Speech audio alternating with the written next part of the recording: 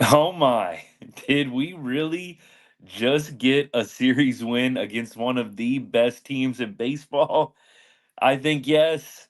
It's a great night to be a Texas Rangers fan, and we are going to go through everything here after the third game of this three-game set with the Dodgers. Rangers take this one 3-1, and it is an absolutely beautiful thing, y'all. Unexpected, unexpected. I'm not going to sit here and pretend like I called Rangers series win going into LA against the Dodgers, but here we are. Here we are.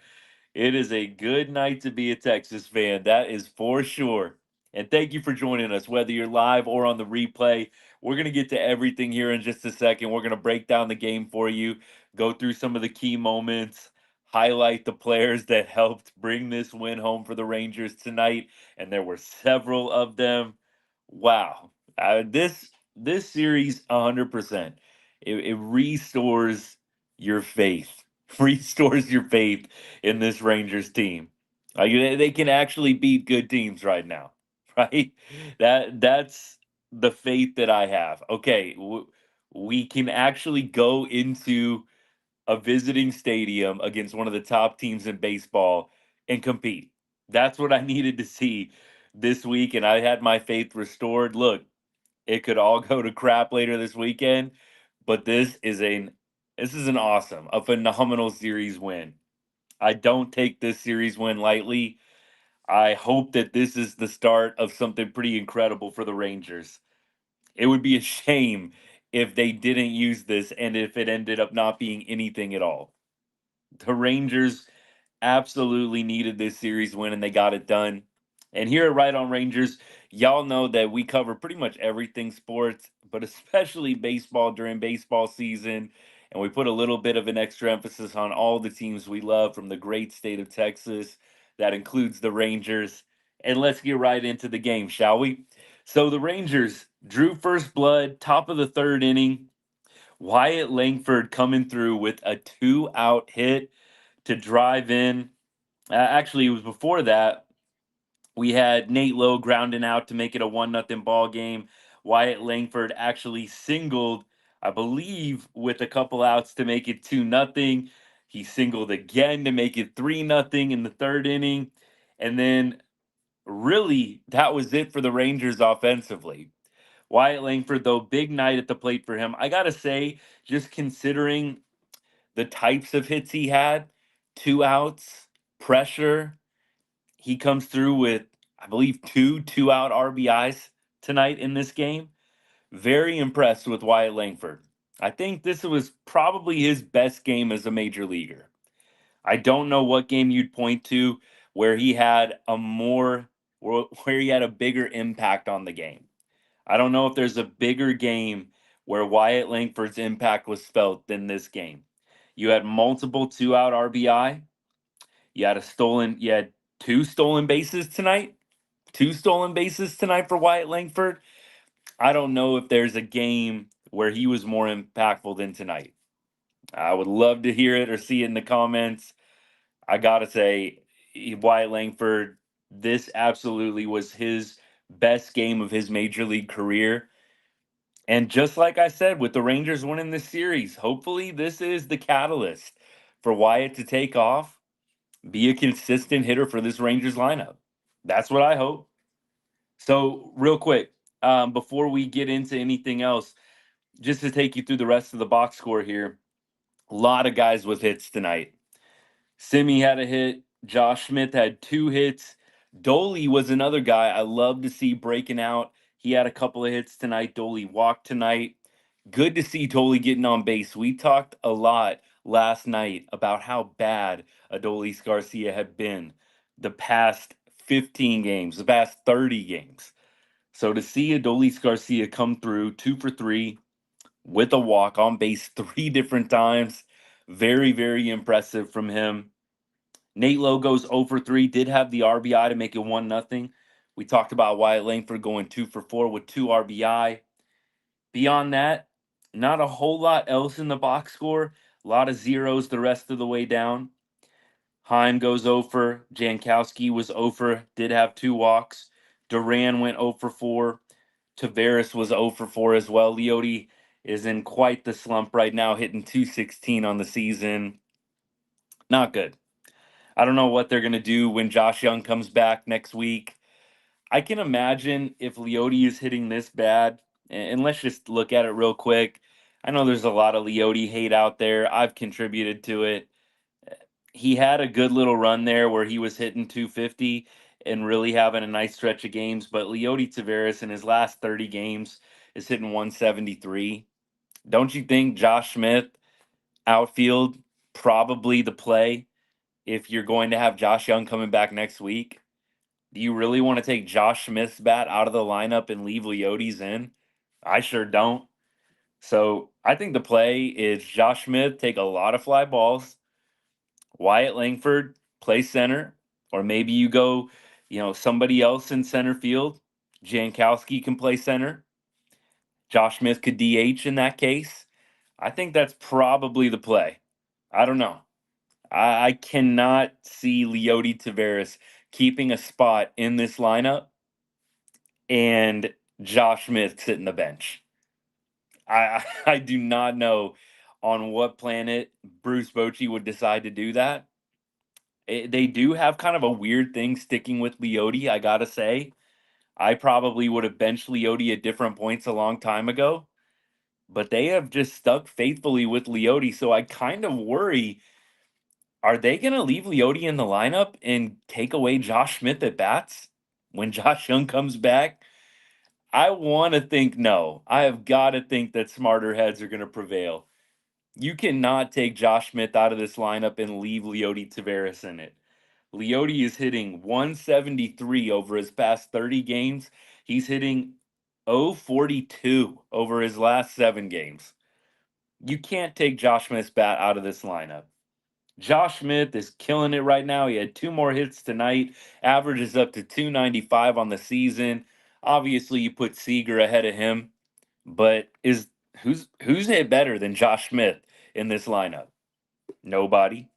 Josh Smith is right behind Seager. I mean, you could argue he's ahead of Seager in terms of just right now box score stats. But I mean, we all know Corey Seager's the best hitter on this team. But Josh Smith, 295 average. The dude had 2 more hits tonight. They cannot take this guy out of the lineup. Leote goes over, again, hitting below 100 his past 7 games. We have got to make sure Josh Smith's bat stays in this lineup. 100%. Now, let's turn our attention to some of the pitching. I think this was 100% what got the Rangers the win more than anything. Yes, Wyatt Langford was awesome tonight. Yes, there were guys with multiple hits tonight. But can we talk about Mike Lorenzen? Mike Lorenzen absolutely dealt tonight. Didn't have a ton of strikeouts, but limited this potent Dodgers lineup to 4 hits and 1 walk. Incredible. I did not expect Lorenzen to have this kind of game. Did I think he was going to get shelled? No, I didn't think Lorenzen was going to get shelled tonight. But Mike Lorenzen, in his last, 3 games, sub 3 ERA, and he just dropped it even lower after tonight. Mike Lorenzen goes 7 strong against this Dodgers lineup. Incredible. 1 earned run, 1 walk, 4 hits, 2. Just an absolutely brilliant performance from him. Really, really impressed with Mike Lorenzen. This was obviously a guy that was not in the Rangers' plans until late into spring training. Wasn't in the Rangers' plans for really up until late March? I think that's when Lorenzen comes into the picture, late March. And he's got right now, this season, a 286 ERA, a dude you picked up in spring training. I mean, he's up there among the best in the American League right now with ERA. Mike Lorenzen. And look, Mike Lorenzen wasn't trash. He wasn't some scrub. But Mike Lorenzen was definitely not on anybody's radar as a number 1 or number 2 guy in the rotation. Maybe not even a number 3, number 4. I think Mike Lorenzen coming into this year was like maybe a fringe starter bullpen guy, and the dude is throwing up these kinds of numbers. 4-3. Record is not everything when it comes to pitchers, but Mike Lorenzen 4-3 on the year, 286 ERA, 66 innings pitched, a whip of 118. The dude is allowing just about one base runner an inning on average. That's beautiful. Mike Lorenzen is a big reason why the Rangers won this ball game. And obviously, I think I've said this on the lives. I like my pitchers to have a little bit more swing and miss stuff than Mike Lorenzen does, but it's awful hard to complain when I'm getting 7 innings and 1 earned run out of Mike Lorenzen. Seriously. I mean, I just don't even know what to say. I'm almost speechless with how well he's pitching. And that's not a slight. I'm not trying to be disrespectful, but I am just absolutely amazed. Mike Lorenzen, this deep into the season, has a sub 3 ERA, and the Rangers got him in spring training. Mike Lorenzen, awesome, awesome piece for the Rangers. Big reason why the Rangers have been able to at least keep their heads somewhat above water through all these injuries.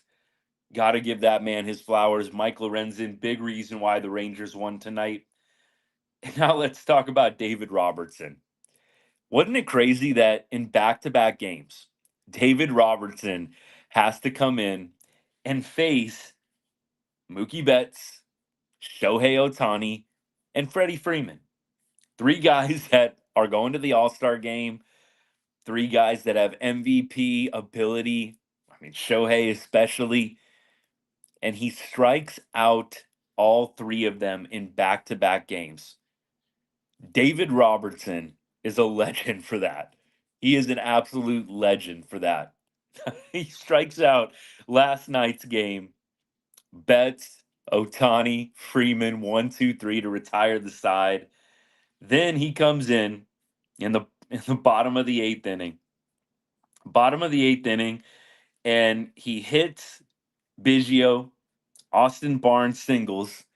So you got runners on first and third, no outs, bottom of the eighth.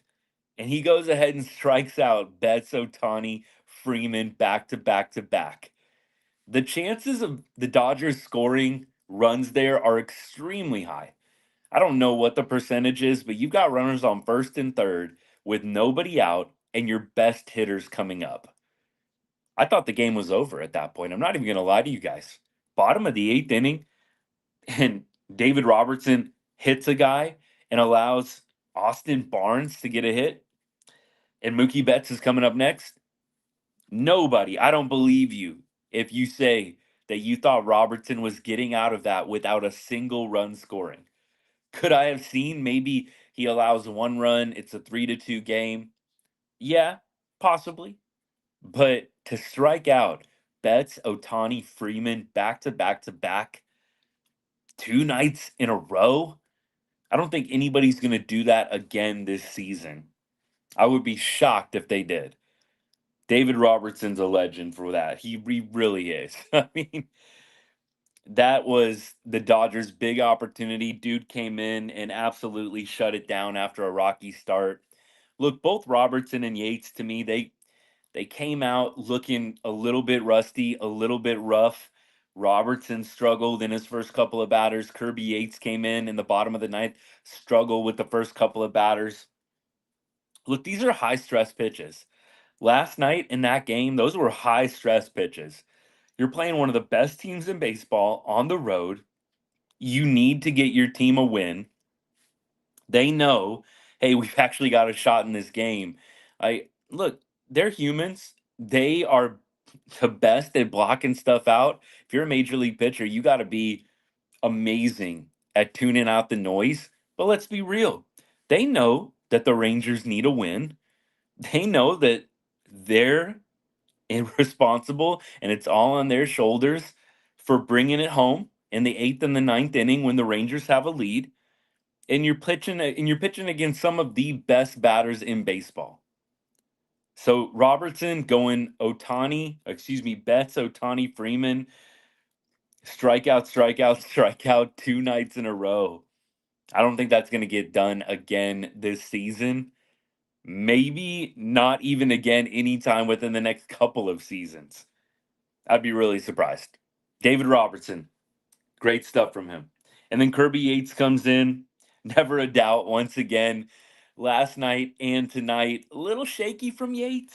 I mean, he only gave up the walk and then he ended up striking out the side tonight. So, how much can you really criticize the guy? Didn't look like he had a great feel for the split finger when he first came out, but something clicked and he just took off. Ended up striking out the side. ERA's down to 111 on the year, 10th save of the season. David Robertson collected his 14th hold, which is just as good of a save as a save in my mind. So both Yates and Robertson, I know they flashed the record up there at some point, but it is an outstanding record when the Rangers have a lead in the eighth inning and beyond. They've only lost like one or two times. I mean, it is an outstanding record late innings when the Rangers have a lead, and it's because of David Robertson and Kirby Yates. Just absolutely golden from them. I just can't believe that the Rangers got this series win. I actually, somebody on TikTok, because y'all know I post a video before every game, and we go through our system, betting 1 cent on Rangers money line for every follower that we have across all social media platforms. And somebody on TikTok commented on Tuesday when I posted the video, Rangers are about to take this series.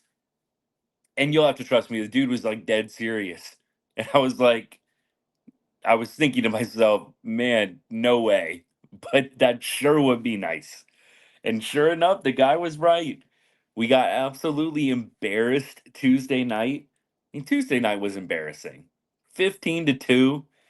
Did anybody think this team was coming back to win 2 games in a row after a 15-2 drubbing? Look, I'm pretty optimistic as a Rangers fans. You guys know this, especially those that have been listening for a while. You know, I'm pretty much always glass half full.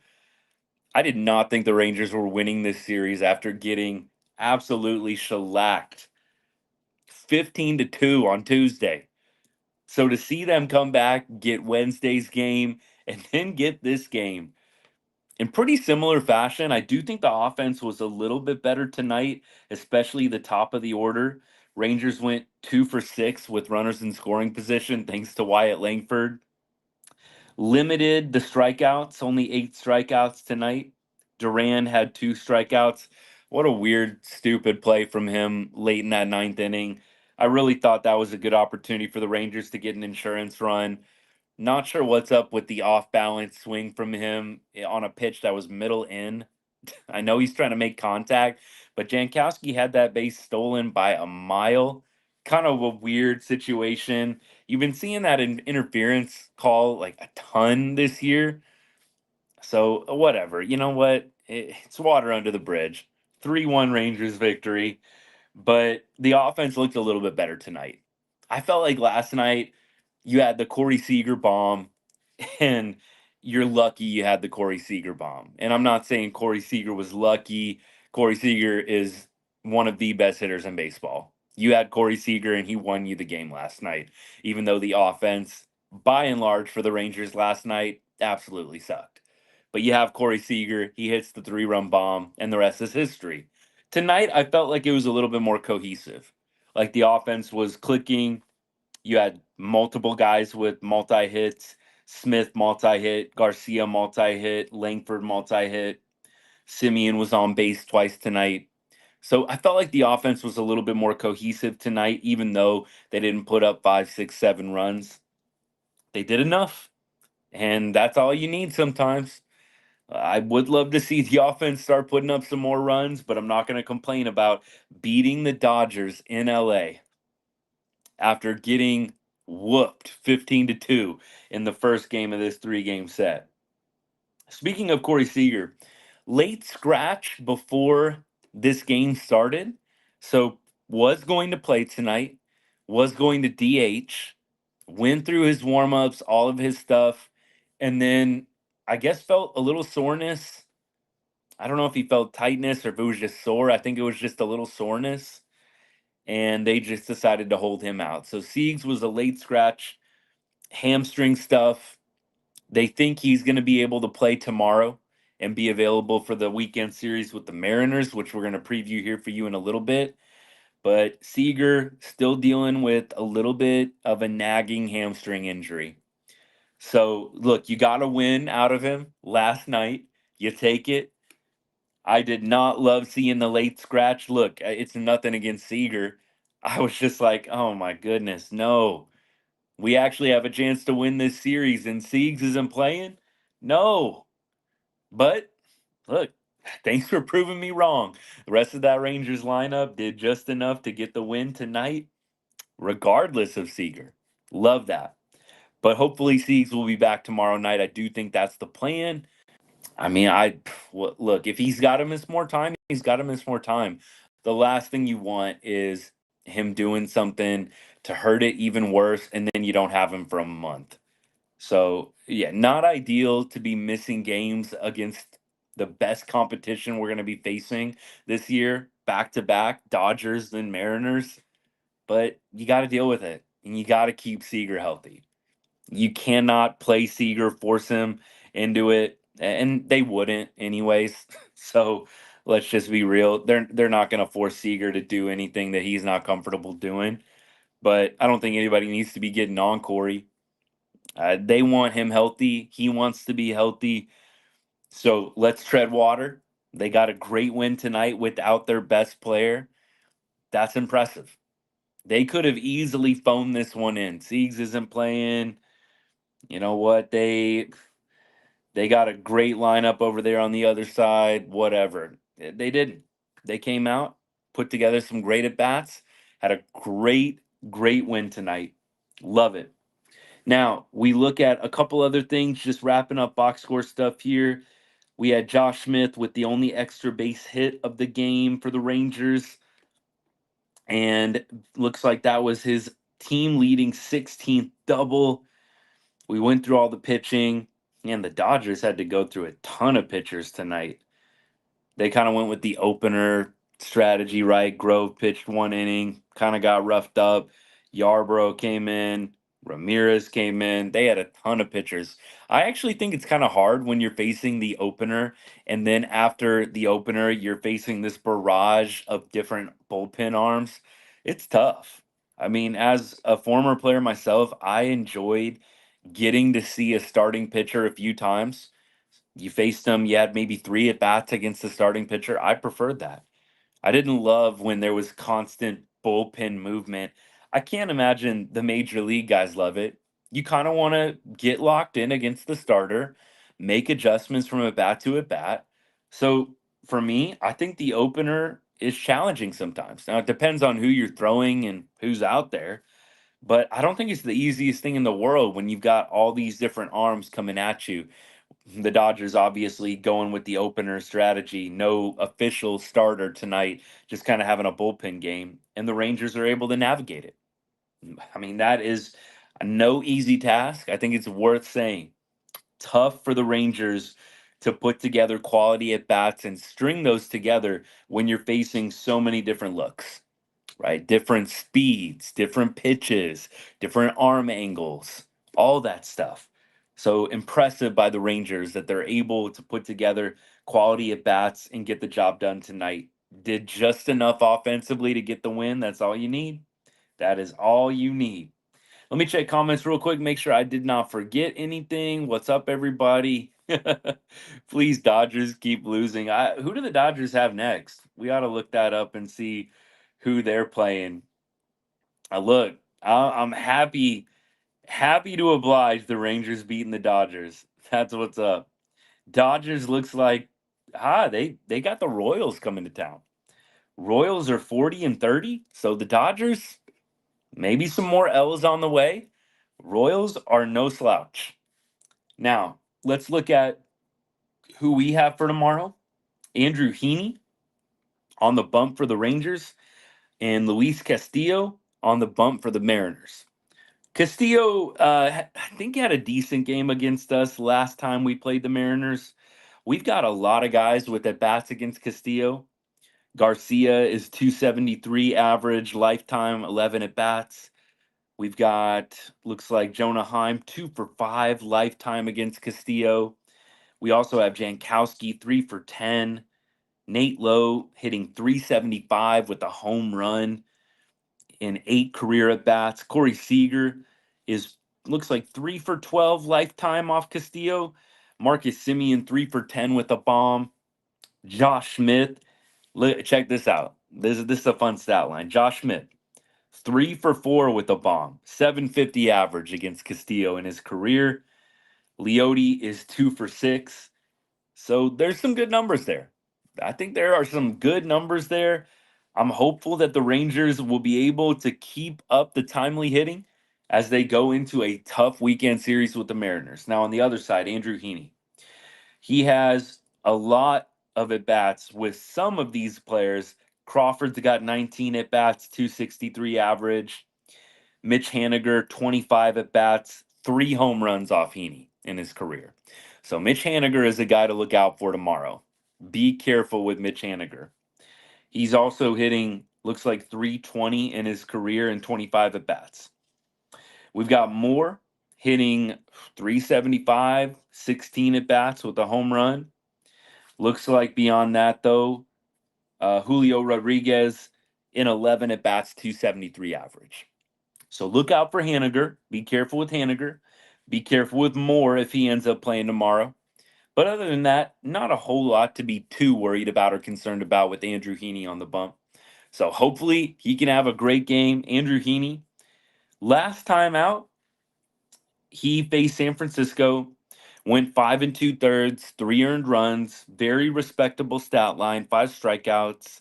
So 1 out away from a quality start in his last time out.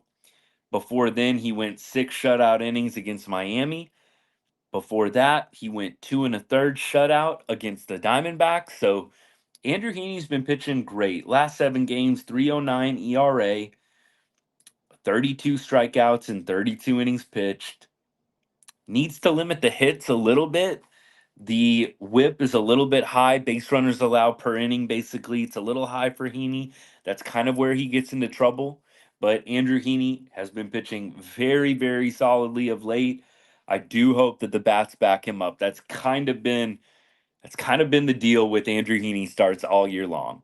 Right? He pitches like three earned runs, 6 innings pitched, but the Rangers score like 1 or 2 runs. I mean, I think the starters have to be able to give up 3 earned runs, go 6 innings, and still be able to win the ball game. Right? That was a Bruce Bochy quote from a couple weeks ago. We should be able to give up 3 runs and still win a ball game. And I totally agree. And unfortunately, Andrew Heaney has been on the bad luck side of run support. Rangers have just not given him very much. I would love to see major league pitcher, just like a stat category, least run support. I'm sure I can find it. Maybe I'll try and look it up after the live. Least run support in all of their starts over the course of this season. Heaney has got to be on that list somewhere. The Rangers just consistently do not give him any runs. It's what happened in the San Francisco game. His last game, they didn't give him any runs, and he ended up losing that game. Ended up losing a game where you pitch 5 2/3 innings and give up 3 earned runs and strike out five.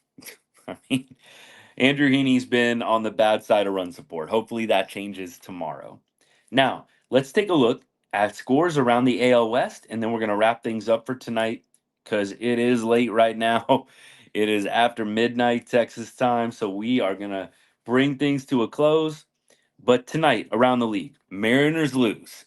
That was big. Mariners lose. Looks like three. Let me look this up. 3-2. Was that the score? Yes, it was. 3-2 in 10 innings. So the Mariners lose. Rangers gain a game in the AL West. That's awesome. Let's look around the rest of the league. The A's lose to the Twins 6-2 in Minnesota. We also had. Was that it? I think that might have been it, y'all. I think that the Astros were off today. The Angels lost 11-1 to the Diamondbacks. So Astros, I believe, were off today.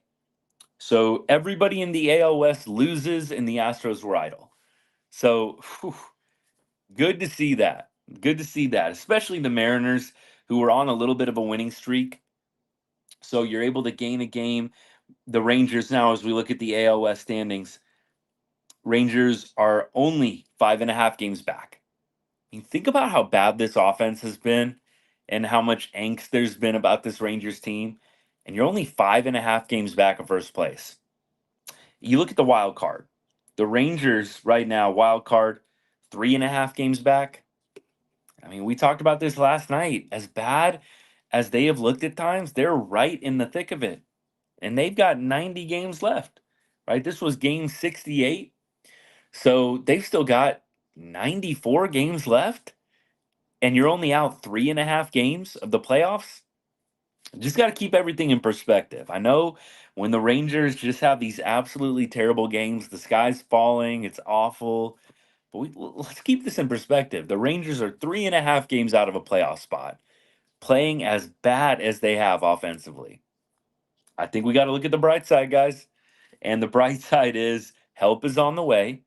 Josh Young probably coming back early next week for the Mets series. I think that would make sense depending on how his rehab goes. Max Scherzer coming back at the end of the month. Molly on the way back. Tyler Molly, that is, starting pitcher. We've got DeGrom coming back at the beginning of August. We got a lot of guys. Cody Bradford, I think he's coming back at the end of June. So we've got all of these guys coming back. Lots of positive vibes. I wish that there were more bats coming back because that's kind of been the problem all year. But I will say it's just good for the culture and the morale of the team to have all of these guys who are great players coming back, whether they're pitchers or hitters. So I really do feel strongly that the Rangers are going to have a very good second half. I think they're going to stay afloat. Not saying that they're going to go and kill it the rest of the way, but I think they're going to hang right around 500 until everybody's back healthy. And my hope is that in July, they really heat up going into the All Star break, going into the trade deadline. I hope they start heating up and getting back on track with being in at least competition for first place. Look, it doesn't matter if they don't win the division, who cares? They just need to get in. That's what they did in the World Series run. Just get in, right? But it's still nice to have your options open. So hopefully they can be competitive in the division down the stretch. Obviously, they're already being competitive in the wild card hunt. So, look, I feel good about where the Rangers are at right now, especially after winning this series in LA and knowing that you're getting guys back healthy sooner rather than later. So, let me look at, by the way, now that we're talking about guys coming back from injury, let me look at Round Rock tonight. I don't know if Josh Young played tonight or not, but I'm going to see if I can figure it out for you guys. I don't know if he started his assignment tonight or if he starts it tomorrow. So let's take a look real quick. Computer is loading up right now. So looks like he was not in the lineup tonight. He did go to AAA, right? I know sometimes they send guys to AA, but he was not in the AAA lineup tonight. We'll see if he was in the AA, but he might be starting that rehab assignment tomorrow. So we'll check this out for y'all real quick, then we'll go to the comments, and then we're gonna wrap things up for the night. So let's check it out here. Frisco, where are you at? There we go. So in the Frisco game, it does not look like Josh Young appeared either. So maybe starting that assignment tomorrow night. But either way, we'll do a Josh Young watch on all of our lives and hopefully be able to give you guys updates on how that rehab assignment is doing. That's the plan. Now, a couple other things. Let me go to some comments here. Yeah, I this comment, by the way, from Facebook, it says, "Hope we have a stout pitching staff in the second half with guys coming back. If the bats wake up, watch out." I totally agree. I totally agree. I think getting the pitching back, the pitching's been great so far, but you just have those dogs like Scherzer. You got obviously DeGrom, who many people still regard super highly in the league as being one of MLB's best pitchers, and I agree. So you got DeGrom coming back. You've just got a lot of positive vibes when those guys coming back from injuries. It does wonders to the culture, the morale. So I agree. And it's hard for me to believe that the Bats are going to be this bad all season. Like, is Doli going to hit 215 all season long? I would say odds are probably pretty good that you're going to see an improvement from him. And Corey Seager, we know he kind of had a slow start, missing spring training with the hernia, but he's heating up right now. It's going to be, I think, hard for the Rangers to be as bad as they were in the first half of this season in the second half of this season. Is it possible? Sure. The Rangers could be in a slump all year long. I just don't think that the odds are likely. I think that, if anything, the odds probably would tell you that this lineup is too good to be this bad. And that is how I feel. So, tomorrow, let's look at start times. I believe we are going to be still kind of at a later start. The game's in Seattle. Looks like Texas time. Tomorrow's game is going to be at 9:10 again. So we got more late night baseball, y'all. More late night baseball. We're going to be going live after pretty much every game. I don't foresee missing any. Friday, it'll be late night. Saturday is an earlier start, 6:15 Texas time. Sunday is a 3:10 Texas time start. So only the one late night game Friday night. The other games will be pretty manageable. Big series with the Mariners. If the Rangers can take 2 out of 3, that would put them it looks like, I'm just doing the math real quick and it's getting late. They would get up to 4.5 games out, right? If they went 2 out of 3. I think that's how it goes. Because if they won, lost, and then won again, or you win two and then you lose one. Yeah. So Rangers, if they win 2 out of 3, could go back 4.5 games in the division. That'd be awesome. So Rangers, big series this weekend. Let's not put too much stock into it because there's still 90 plus games left. So if the Rangers don't win this series, it's not the end of the world, but it sure would be nice to take 2 out of 3, ride the momentum in this Dodgers series. That would be phenomenal to see. It's fun when the Rangers are winning ball games. Doesn't matter how they're winning them. It's just fun to see them string together wins against really high quality competition like the Dodgers. So I'm not going to complain. However, they want to get it done this weekend is fine by me. We're all right, y'all. I'll do a final check on the comments and then we're going to get out of here. Thank you so much for following along.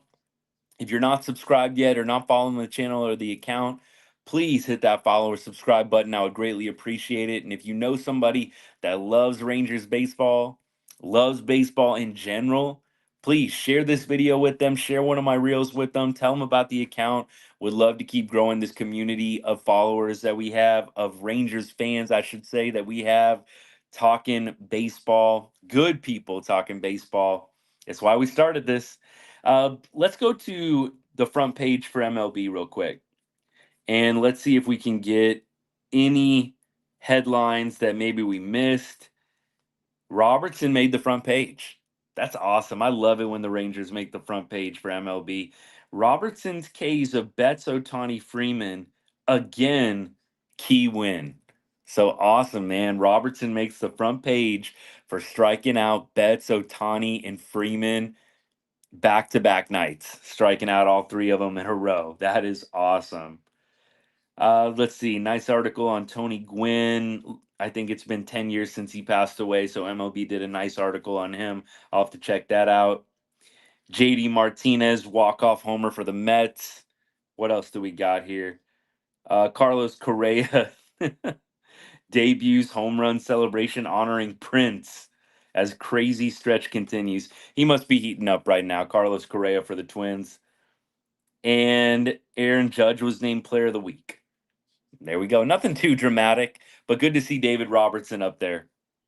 Yeah, I agree. I'm assuming that this is in reference to the Prince celebration. I'm gonna be honest, it's getting late. I'm like, okay, MLB's reaching a little bit. Prince celebration. Okay, I'm gonna have to go to YouTube and check that out. What is the Prince celebration for Carlos Correa? You might know or might not know, but Prince is from or lived in, I should say, the Minneapolis area. So he's pretty big around there. So I mean, I guess it's not totally out of left field, but I got to check that celebration out on YouTube. We'll see what it's all about. We'll see if it's any good. The Carlos Correa Prince celebration. On that note, let's go ahead and wrap things up, y'all. And as I always say, God bless. Go Rangers. Hope y'all have a great rest of your Thursday. Hope to catch you on one of the lives either tomorrow night, Saturday, Sunday, or maybe on the replay. If I don't see you until next week, like I said, have a great weekend and we'll see y'all soon. Bye now.